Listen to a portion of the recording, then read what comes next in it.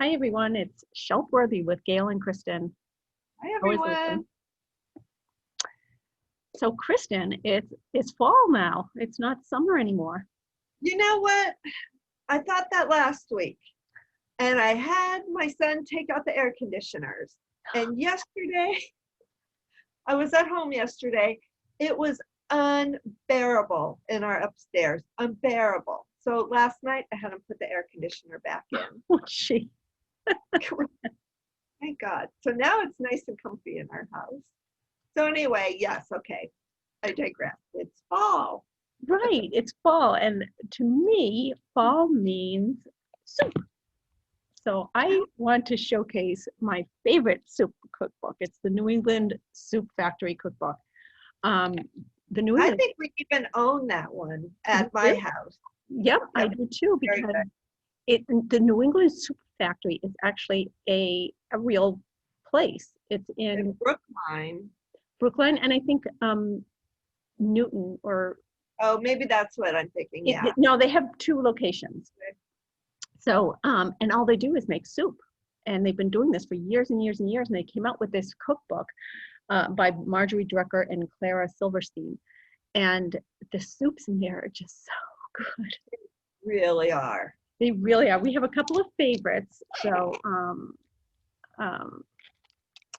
the tomato, corn, and basil soup, which is like a tomato soup, but it's got a little kick to it. Um, and let's see, the yellow split pea soup with pumpkin, and their hearty beef stew. Look at that picture. Isn't that great? Doesn't Uh, that just make you wanna? is that stew? Oh, with barley? No, with That in it. oh, let me see. My husband always puts barley in his stew, and I can't remember where he got that idea from. No, this has peas, um, burgundy wine, potatoes, baby carrots, pearl onions, flavorings and stuff like that. But what it's just so good, and you can throw this in a crock pot and just leave it in the, when you go to work or you're out for the day. Put it on low, have it just meld all those flavors together, and by the time dinner arrives, your soup is all done. But to me, fall just means going out, maybe go for a walk on a nice, cool, crisp day in the woods or something like that, and coming home to a bowl of soup. That's Yeah. so good. Yep. And while you're out on the walk, I fall is also a contemplative time for me. So I like to revisit some classics that make me kind of really think. And this one by Anne Morrow Lindbergh. Oh, Yeah, gives I have never read that one. Look at how I thin it know. is. It's tiny. I know. I gotta read that. Yes, it's tiny, tiny, tiny book. It's just, barely 130 pages. But it's very contemplative, and her writing is just phenomenal. It's just so introspective and calming. It just kind of makes you think, about life and what's important in life and all that. So I think her real gift, most people remind, she's, first thing you think of her is, oh, Charles Lindbergh's wife, or the Lindbergh baby incident. But her writing is just phenomenal. And she's got a number of books out. And her daughter is now an author as well. So they just have a wonderful style of writing that's very soothing, I think. But I also wanted to say, getting back to the cookbooks, is that we have more cookbooks in the library, new ones. This one is called A Basket by the Door by Sophie Hannah. And it just gives a lot of home cooked meals that you can share on a very basic kind of farm to table type of menu. Nice. This other one is called Weeklight by Donna Hay. Oh, that's what I need. Quick, healthy weeknight meal. Yep. Yep, and they're simple ingredients, and looks like you can just, whip these things up. They have a lovely red curry sweet potato soup. Oh, yum. Doesn't that look good? It does look good. Nice. And then the last thing, of course, everyone has to have is chocolate. Yeah, chocolate. So everything chocolate. And who puts this out? The America's Test Kitchen. Oh. And boy, just the pictures alone are just visual. But there's lots of wonderful, yummy things here, which I think I'm going to try. Is you have to bring them in and share. I mean, look at this. It's a chocolate raspberry tort. Oh, that looks so good. It looks, fancy and really difficult. But America's Test Kitchen is they're famous for simplifying some of the recipes to make it work in everyone's kitchen. So that is what we have, and you can place a hold on that and more from our library. How about you? What have you been up to?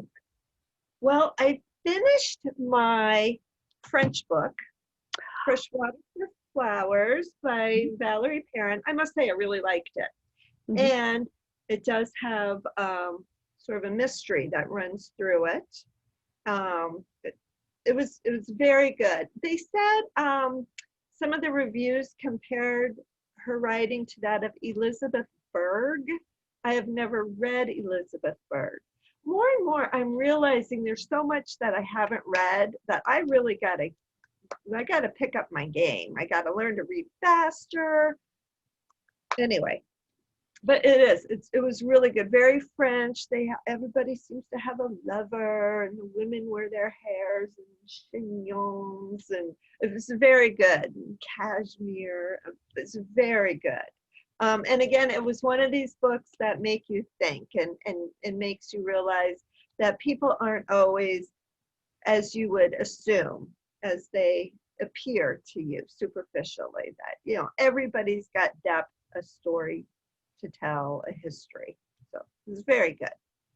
I do recommend it.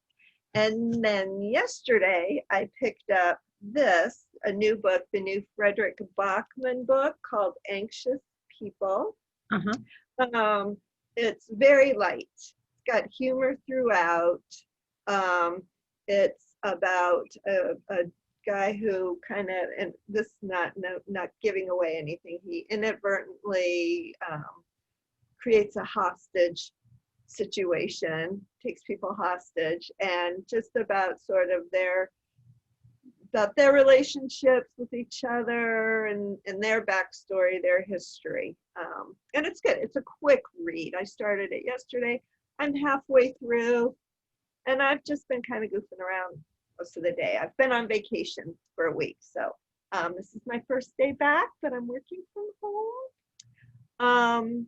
And then, all your cooking reminded me, so the Great British Bake Off just started its new season, so on Netflix, but they're doing it one episode a week, which kills me. So you can't just sit and binge, not yet.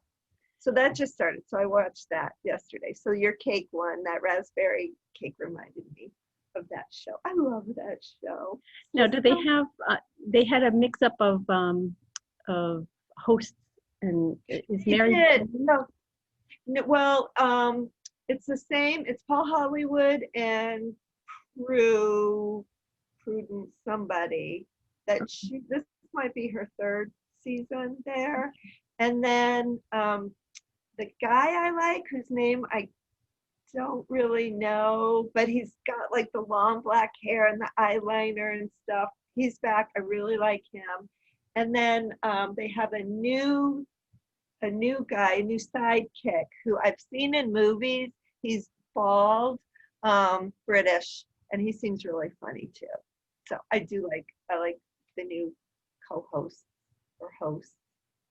And I think we have the back issues of Great Baking, the previous seasons on DVD. Oh, Do I we? think you're right. Yes, sort of with the original cast. And Yeah, I yes. think we do. And the funny thing is they're all under quarantine. They're all, it was, I guess, a 7-week commitment for all of the contestants. They're all separated from their home. They're all in a bubble. Everybody there's in a bubble. So I thought that was interesting. Like Oh, these shows are carrying on in the times. yeah, there you go. Hmm? Yeah, it's the new normal. They told us it was going to be a new normal, and they weren't kidding. Yep, and we're still in our new normal here. So No. our curbside delivery pickup is just really working out very well.